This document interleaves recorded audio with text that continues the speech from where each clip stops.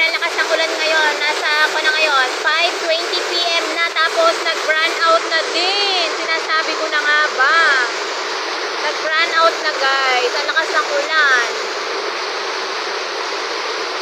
Pag-focus to ng delay ng late na yung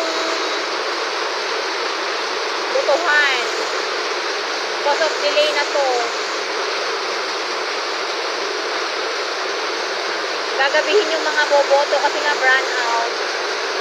Sa sobrang lakas ng ulan nga. Yan siya guys, oh.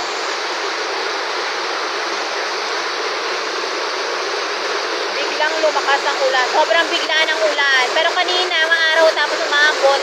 Ngayong pahapon na to, alas 5, biglang lumakas ang ulan. Ayan, kung makikita nyo, ayan yung daan namin, oh, ayan, oh.